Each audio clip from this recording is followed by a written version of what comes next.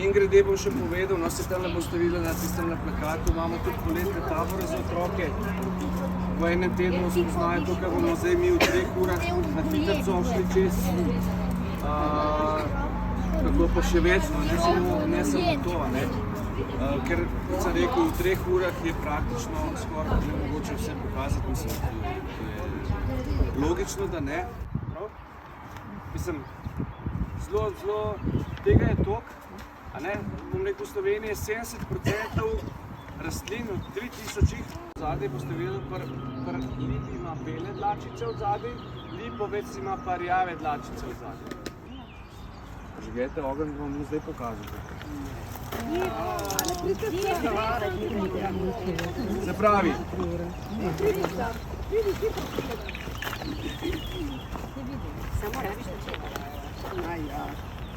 ta del je kar komplicirano dobiti. Če nimate mačete, kaj vzamemo? Kamen, suho palco, debelo, svežo palco, pa točete gor. Da dobite toliko časa, da dobite to ven. Potem pa rabite nož. Pravi, zdaj boste videli, kako je to. Takole čisto na drobne koške nastrugamo.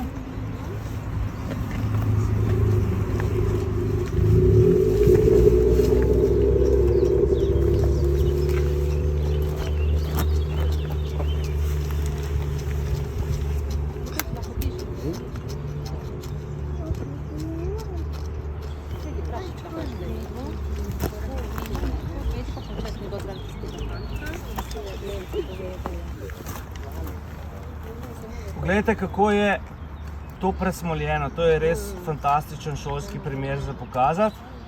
Ga boste zdaj dali okrog tale košček. Uporabljam pa samo ta del, ki je res nasmoljen, ne? To me zanima, ostalo me praktično ne zanima. Pri boru, bor je ena najslabših dreves za kuriti.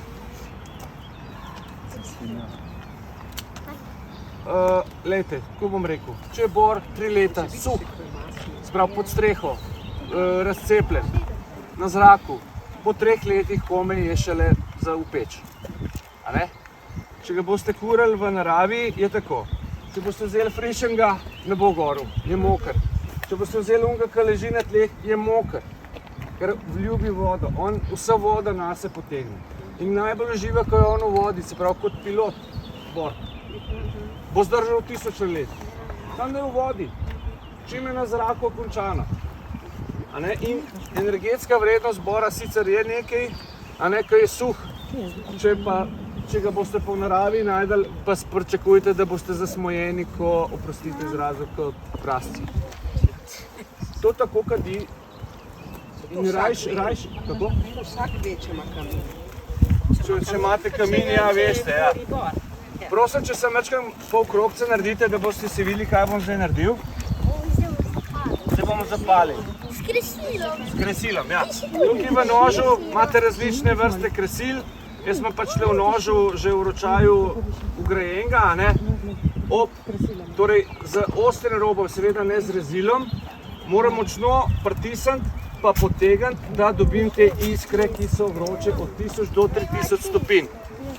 Na začetku narahlo nastrugam ta magnezij na koščke, na take opilke srebrne, če boste pogledali bližje. Evo, že gori. Ne rabite se paziti vetra, ker to gori, ker sveča še lepš, ne. In to je to. Ja, vem, si ti imaš. Lahko pa povzroči požar, ne moramo vseeno paziti. Absolutno, disclaimer, tega ne delajte, kadar ste doma.